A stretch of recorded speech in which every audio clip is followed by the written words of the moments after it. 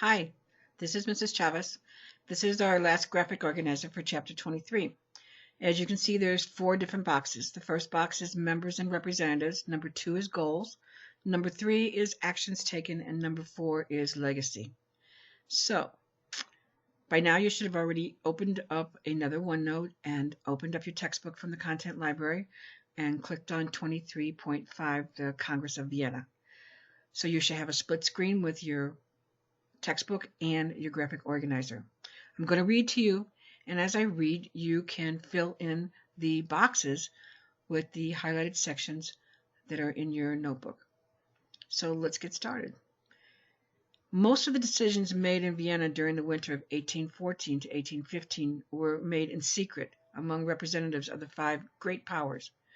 The great powers were Russia, Prussia, Austria, Great Britain, and France.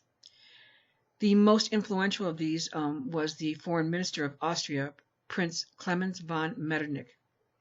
Now, Metternich distrusted the democratic ideals of the French Revolution. Like most other European aristocrats, he felt that Napoleon's behavior had been a natural outcome of experiments with democracy. Metternich wanted to keep things as they were and remarked, quote, "The first and greatest concern for the immense majority of every nation is the stability of laws, never their change," unquote. Metternich had three goals at the Congress of Vienna. First, he wanted to prevent future French aggression by surrounding France with strong countries. Second, he wanted to restore a balance of power so that no country would be a threat to the others. And third, he wanted to restore Europe's royal family to the thrones they had held before Napoleon's conquest. So, the first on the agenda was the containment of France. The Congress took the following steps to make the weak countries around France stronger. The former Austrian, Netherlands, and Dutch Republic were united to form the Kingdom of the Netherlands. A group of 39 German states were loosely joined, it wasn't a Germany yet, loosely joined as the newly created German Confederation dominated by Austria. Switzerland was recognized as an independent nation, and the Kingdom of Sardinia in Italy was strengthened by the addition of Genoa. These changes enabled the countries of Europe to contain France and prevent it from overpowering weaker nations. Although the leaders of Europe wanted to weaken France, they did not want to leave it powerless. If they severely punished France, they might encourage the French to take revenge. Remember how Napoleon was bent on revenge to Great Britain. If they broke up France, then another country might become so strong that it might threaten them all. Thus, the victorious powers did not exact a great price from the defeated nation. As a result, France remained a major but diminished European power. Also, no country in Europe could easily overpower another. The great powers affirmed the principle of legitimacy, agreeing that as many as possible of the rulers whom Napoleon had driven from their thrones to be restored to power. The ruling families of France, Spain, and several states in Italy and Central Europe regained their thrones. The participants in the Congress of Vienna believed that the return of the former monarchs would stabilize political relations among the nations. The Congress of Vienna was a political triumph in many ways. For the first time, the nations of an entire continent had cooperated to control political affairs.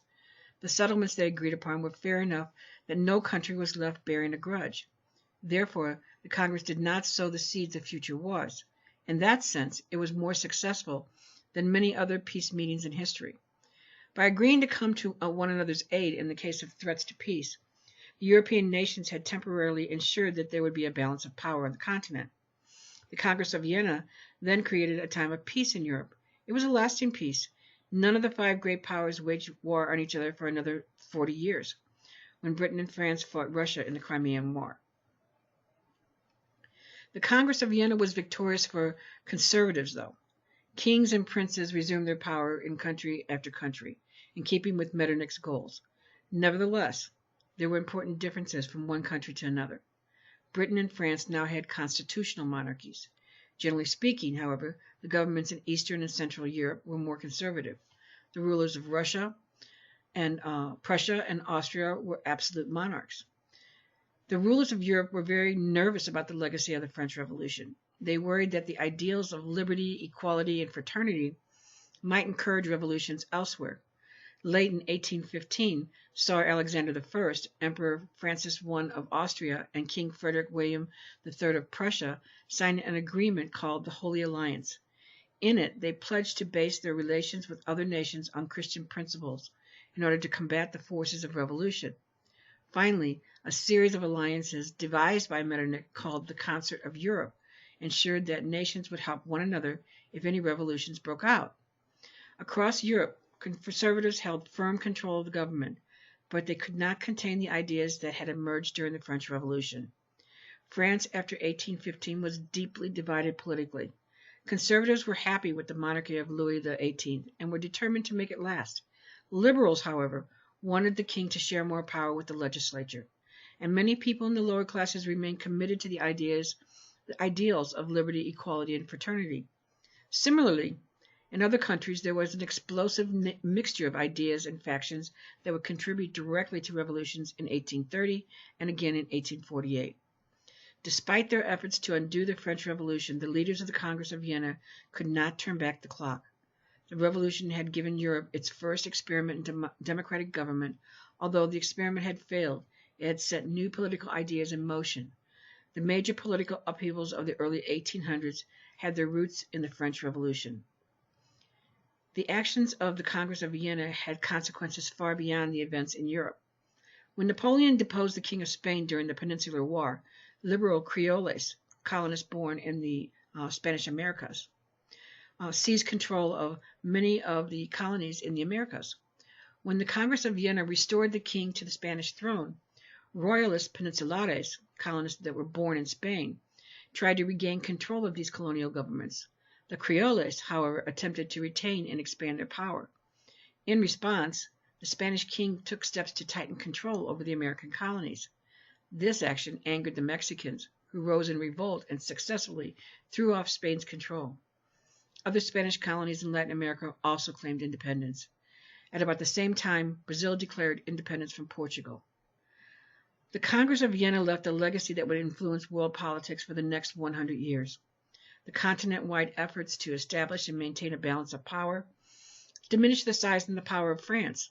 At the same time, the power of Britain and Prussia increased. Nationalism began to spread in Italy, Germany, Greece, and to other areas that the Congress had put under foreign control. Eventually, the nationalist feelings would explode into revolutions, and new nations would be formed. European colonies also responded to the power shift. Spanish colonies took advantage of the events in Europe to declare their independence and break away from Spain. At the same time, ideas about the basis of power and authority had changed permanently as a result of the French Revolution. More and more, people saw democracy as the best way to ensure equality and justice for all. The French Revolution, then, changed the social attitudes and assumptions that had dominated Europe for centuries. A new era had begun. So this ends chapter 23. Finish up your graphic organizer and move on to the vocabulary words and study those in Quizlet or however you want to study them. And then go in and take your quiz. In the next class that meets, you'll be taking the final over chapter 23, the final test over chapter 23. Alrighty, that's it for now.